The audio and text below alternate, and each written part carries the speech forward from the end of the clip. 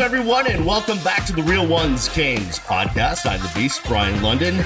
There is my main man, Brandon O'Doy. You can follow us on social media as a crew at Real Ones Canes. I'm at Miami Radio Beast. Brandon is at Brandon_O'Doy. And Brandon, we're coming off another Miami Hurricanes victory. Couple of extra days here as they get ready to play Temple, but Miami is 3-0.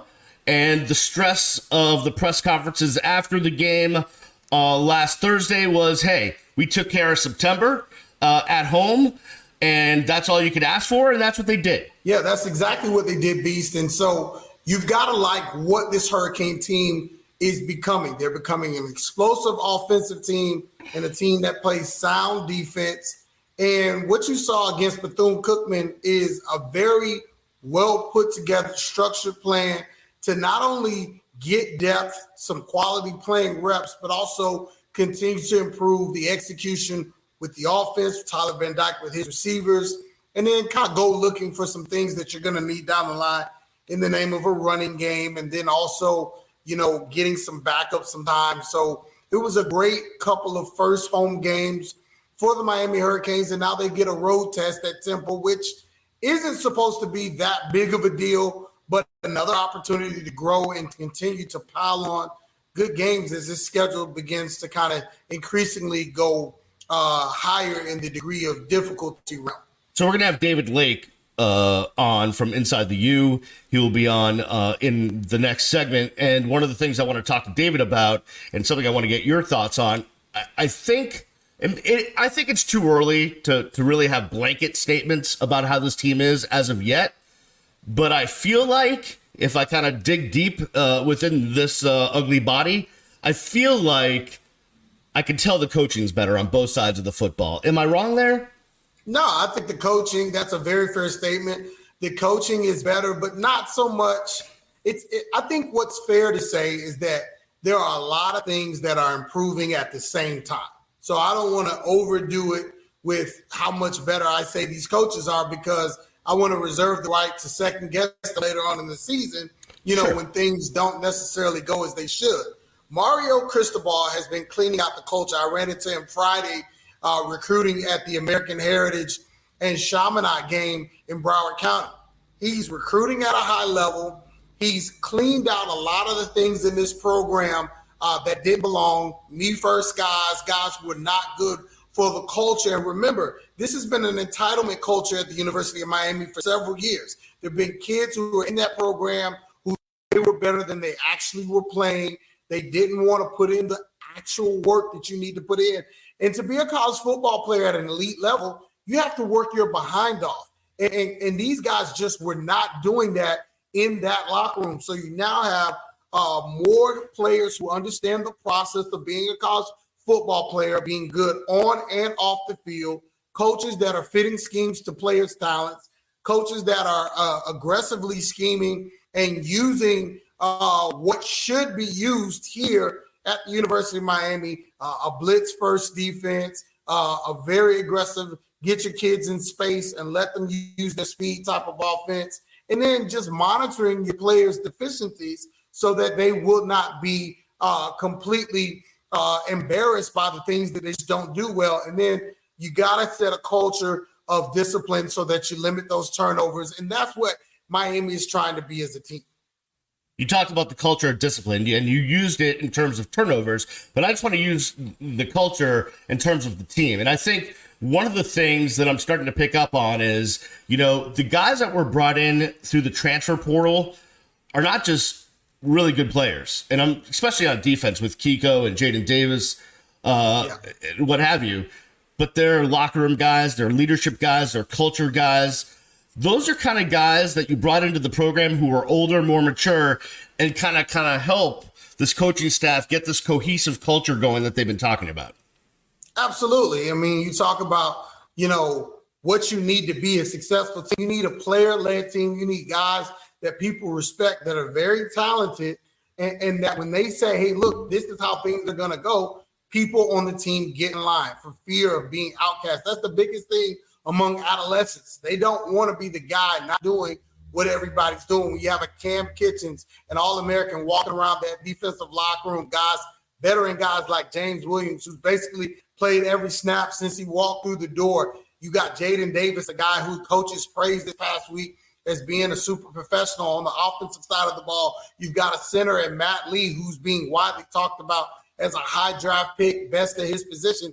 These are the type of talents and the type of guys and the type of leaders that good teams need. And Miami finally has some veterans they can call on when things get rough. Yeah, on the other hand, we're painting a pretty rosy picture, but there's still some stuff for these players and these coaches to fix up. I'll just pick one random one because Mario not yelled at me, but he took a little poke at me in the post-game press conference because I asked him, I said, and I phrased the question wrong, right? I said, hey, coach, is there a yard line upon which your punt returner should look up and say, you know what, this one's going to go into the end zone, so I shouldn't touch it? And he's like, bro, come on, man. How long you been watching football? Of course there is. He's like, we ain't doing it right. We got to fix it. But how, what are you asking that? You know there is. And, but that's just one of the things I think about when I think about this team's not perfect yet. No, they're not perfect at all. And you talked about a very small thing, but what turned into a big thing is, look, punt returners, Xavier Restrepo, whoever that ends up being, Jacoby George, whoever's back there, look, put your heels on the 10-yard line. I know this, never played a down football past seventh grade. Put your heels on the 10. If the ball is over your head, don't touch it. It's pretty simple. Like anybody who's watched football for 2 or 3 years knows this. This is not very difficult. But, these are guys that are trying to make plays. And the question was valid. I like how Mario kind of chided at you, but he understands what we all understand. This room, the biggest room at the University of Miami right now in the football department, is the room for improvement. Let's talk about it frankly. That run game's got to improve.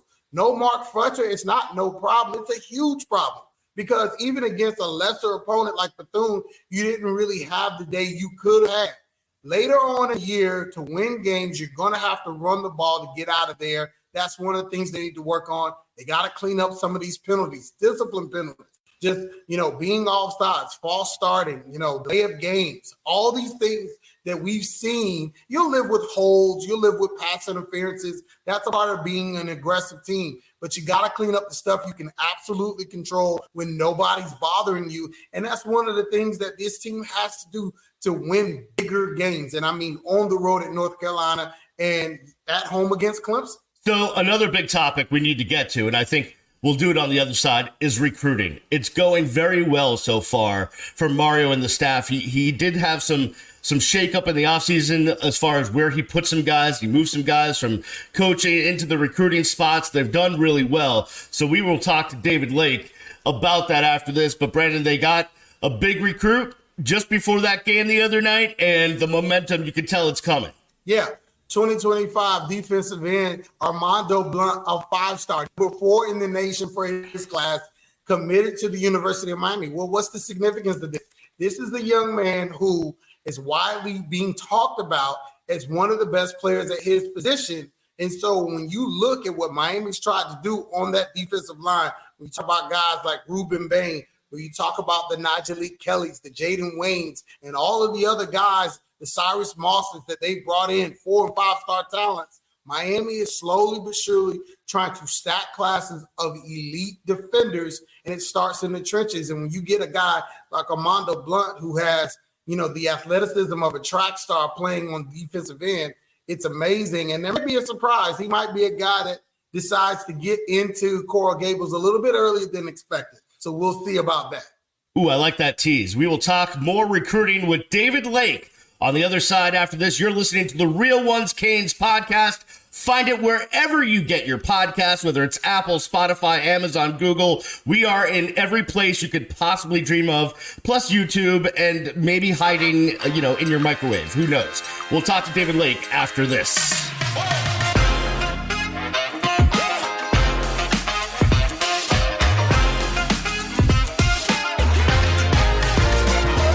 Canes fans, The Real Ones Canes podcast is brought to you by Closure Investigative Agency, the premier private investigative firm in Florida. They're the most aggressive PI firm in South Florida. Ulises and his crew will get you the information you need and leave no stone unturned. They've been doing it for more than 2 decades, and there is no one else you should trust to find you the truth. Are you worried about a cheating spouse? Do you have a custody issue? Do you need a thorough background check done of a potential employee? Need an insurance or legal investigation done? Or even an international investigation that needs to happen? Closure Investigative Agency has you covered. Call Ulises and his staff right now at 844-403-2550. That's 844-403-2550. Or email them at info@ciagency.com and follow them on X at CIAPIFL. That's CIAPIFL. And find them on the web at ciagency.net. Closure Investigative Agency, sponsoring the Real Ones Canes podcast. Welcome back to the Real Ones Canes podcast. I'm the Beast Brian London. It's Brandon O'Doy. You can follow us on all the socials at Real Ones Canes, and you can download this podcast wherever you get the podcast. So we need to go out to one of the guys that's been around this program a long time. He's just been doing it night and day, 24/7, 365. He is the publisher of InsideTheU.com. David Lake joins us right now on the Real Ones Canes podcast. And David, it is a pleasure to have you on, my man.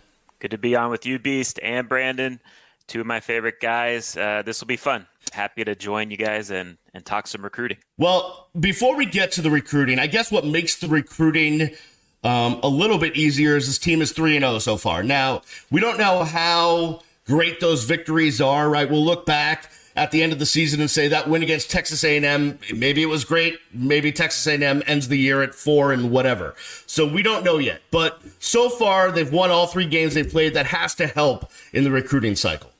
It helps show the vision come to life that Mario and his staff have been preaching since last year, to be frank with you. And I think it also kind of opens the door again for some of the guys maybe that visited in the summer, that committed elsewhere. It kind of cracks that door open a little bit for Mario and the staff to get back in there and sell the pitch. Beating a team like Texas A&M does matter. They're a team that everyone knows has recruited well, has talent. They are one of the big brands in the SEC. So they definitely off to a good start, 3-0. Positive momentum there. And of course, as you know, Mario Cristobal is always going to look to upgrade the talent in any way he can, whether that's in high school recruiting or in the portal. So definitely off to a good start. And, we'll see how they close. I think you look back to last year, Miami added a ton of guys between November, December. And they're definitely positioning themselves to do that again here this cycle. Yeah, no, David, and you bring up a good point, and I wanted to follow up on that.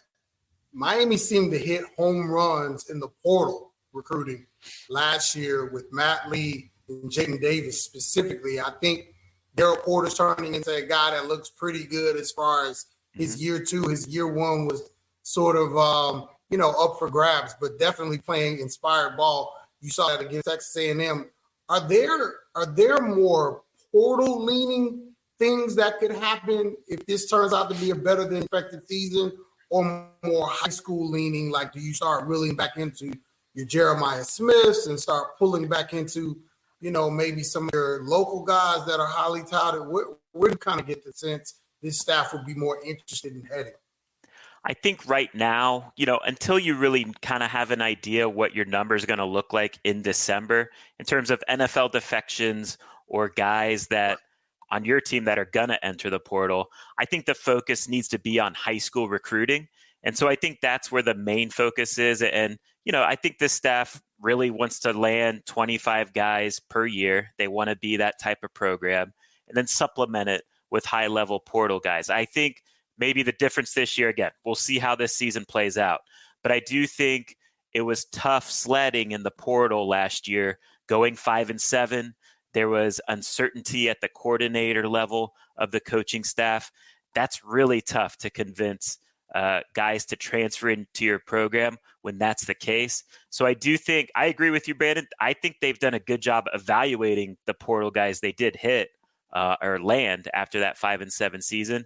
But I do think if this season's successful, that also elevates what you can go out and get in the portal. Like we all know last year, they kind of struck out on wide receiver. They kind of struck out on big body defensive tackles like they would have liked to bring in the portal. I think if you have a good season, not only does it elevate what you can do in high school, it also really helps and makes you more attractive place for those transfers that can immediately help you. David Lake, he is the publisher of InsideTheU.com. Make sure you check out InsideTheU.com. It's where I go 24/7 to get a lot of my Canes news. So David's done a great job there with all the guys that work for them over there at InsideTheU.com. David, before you came on, I was talking about the coaching staff, and Mario made some moves, not just with the coordinators, but with assistant coaches. And he also took a couple of guys like Coach Field and Coach Rumpf, and he kind of moved them off the coaching beat and put them more on the recruiting side of things. And it's one of the moves that I think has really had a positive impact on recruiting. Plus, new coordinators coming in, new position coaches coming in. That also has an impact on recruiting as well.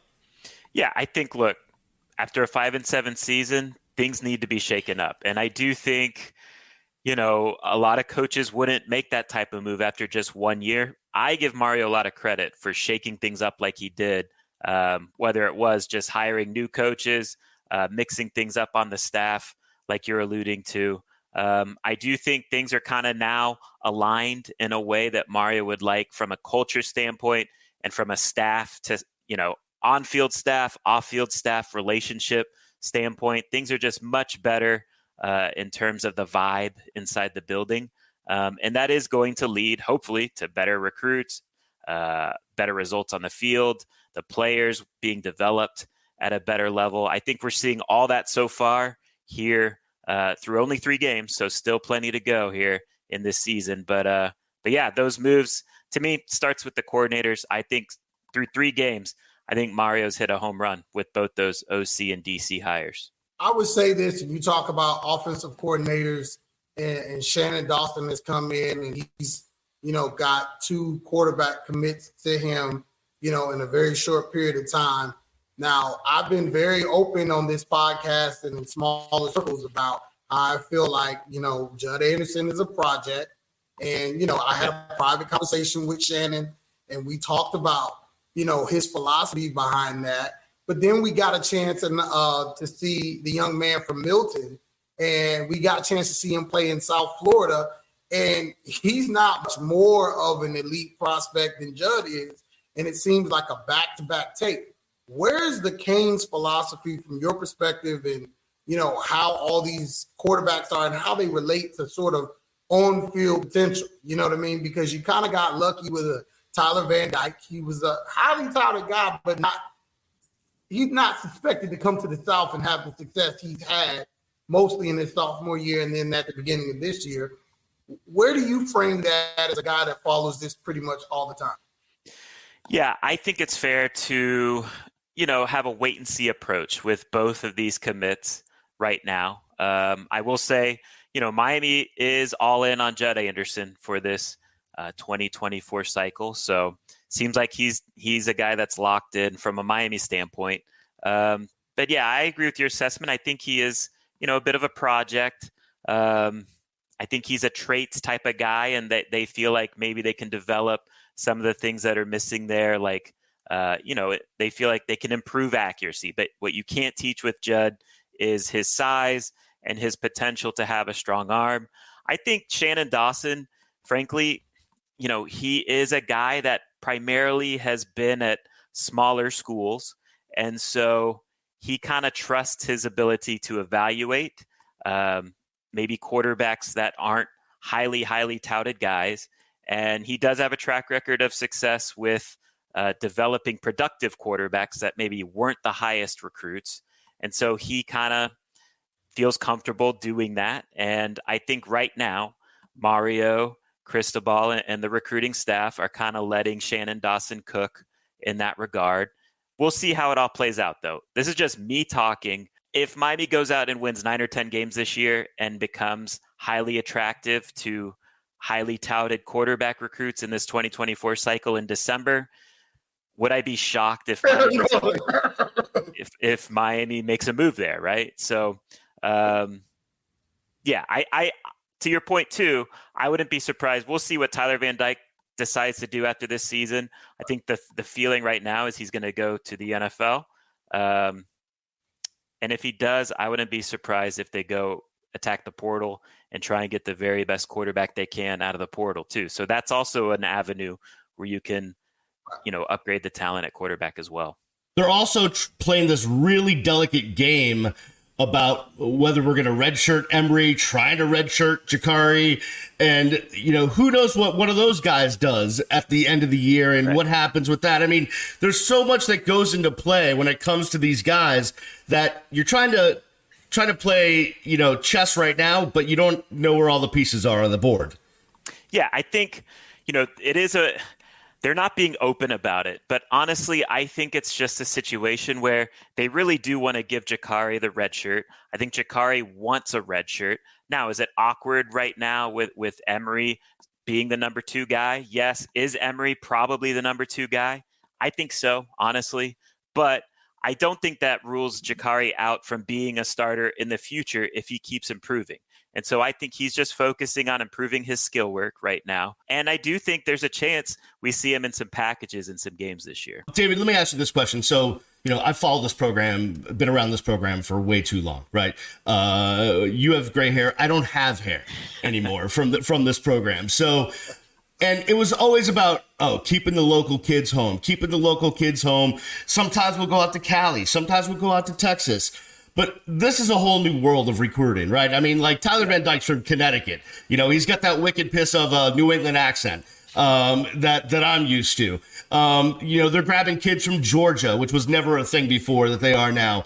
What is the emphasis on keeping local kids home versus still looking nationally at what's out there in the rest of the country? How's the staff handling that?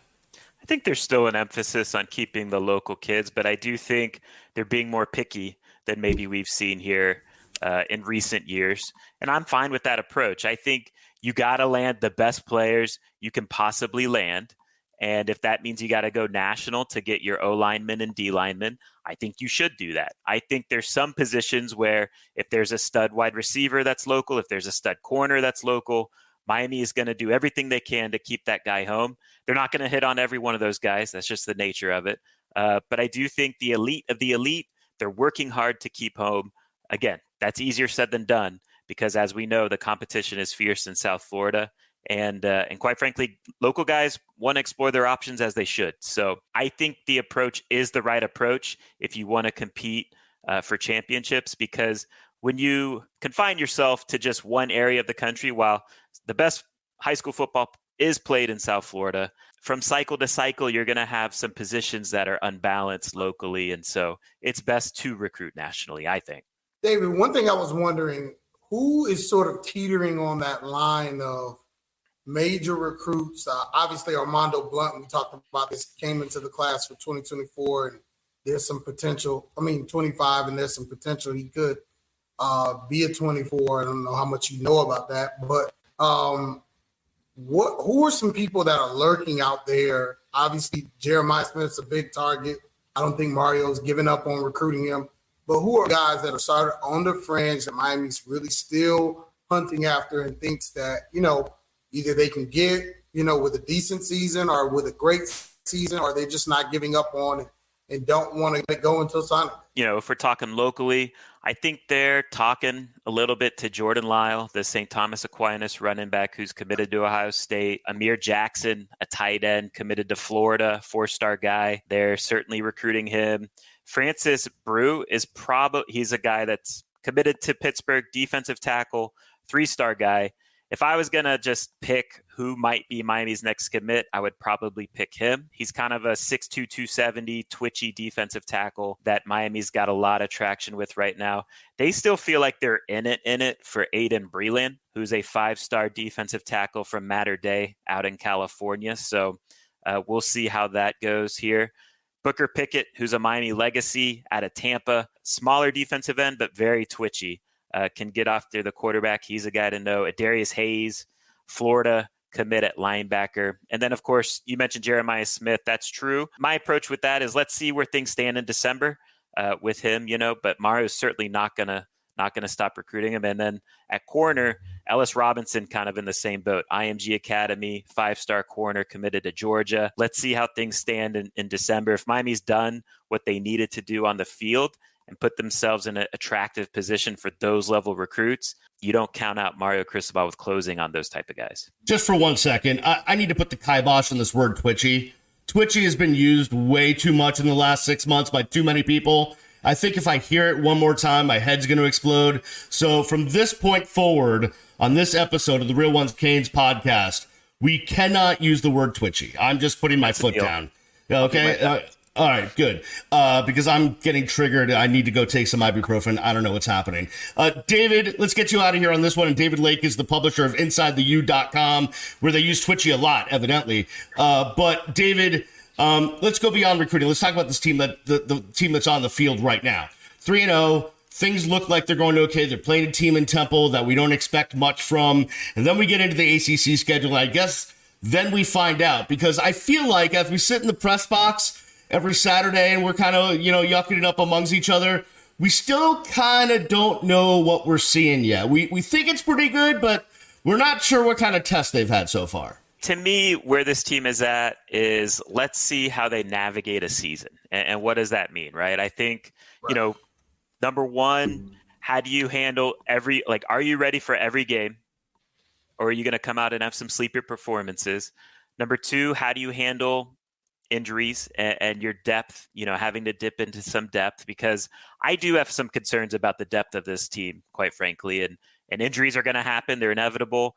And as you get into that conference schedule where you're playing Power 5 team after Power 5 team, you start to have to dip into that depth. So just navigating a season is kind of where I'm at with this team. For me personally, I felt like this was maybe an 8-4 type of team. Even after the Texas A&M game, I'm not ready to come off of that for those reasons, mainly the depth reason.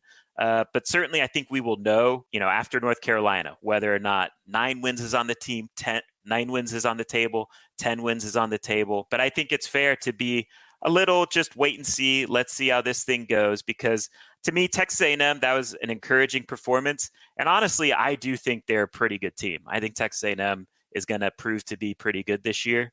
But let's see, injuries can definitely derail any season for any program, but I think that's especially the case for this Miami team. If we're just rolling out the starters, I think Miami could win 9 or 10 games. But if you have to start dipping into the depth, I get a little shaky on it. David Lake, publisher, InsideTheU.com. Go check out their work. They've been doing it for a long time. Him and Chris and the whole crew have been on this beat like no one else. Go check it out, InsideTheU.com. David, thanks so much. Thank you, Beast. Thank you, Brandon.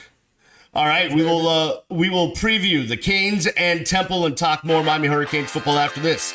The Real Ones Canes podcast.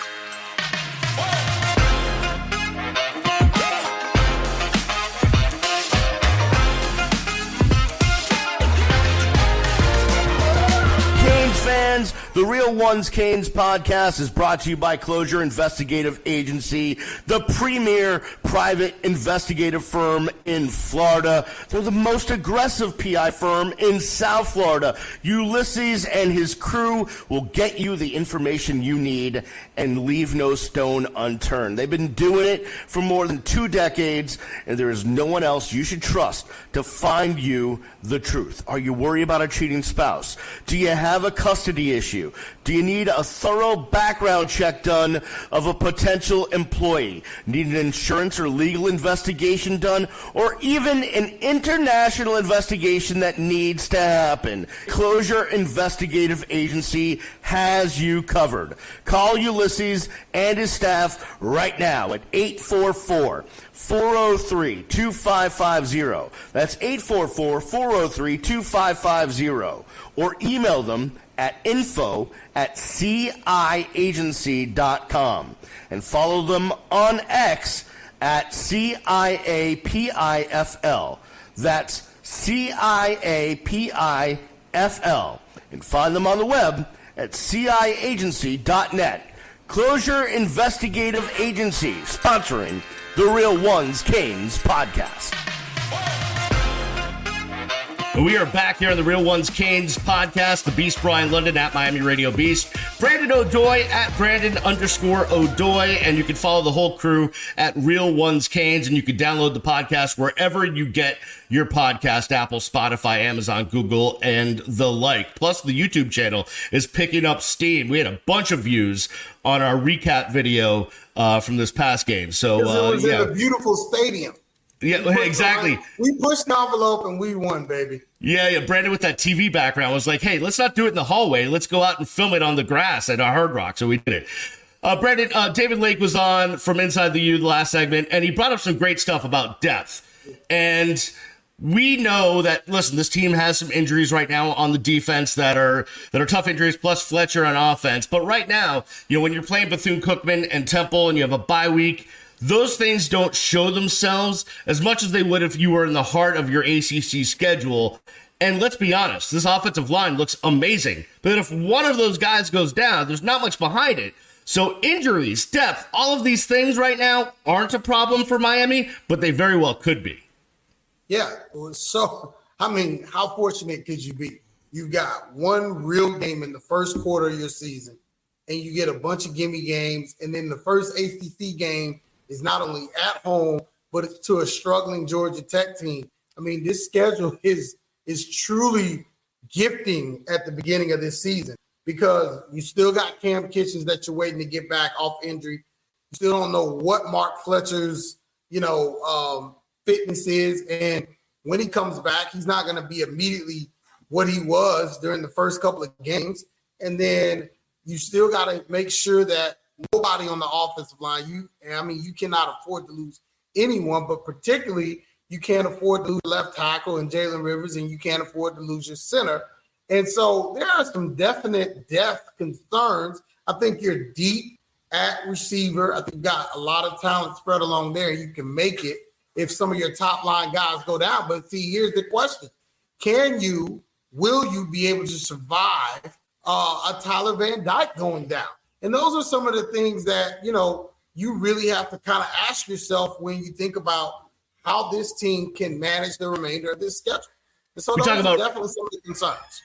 We talk about roster management, and we talked about the quarterback position, and David kind of talked about it. You got your own roster of kids coming home from school. I've got big roster management problems. Yeah, exactly. So, but you talk about roster management and the quarterback position. If Tyler went down, is it Emory or do you burn Jakari's red shirt? Listen, all bets are off because, see, to me, you have to find out what you have in a Jakari Brown because, like you said in David's segment, you could end up with a guy going into the portal and you never really knew what you had.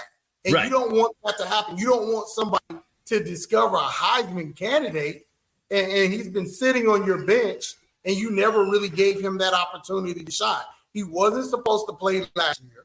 It was supposed to be Jake Garcia.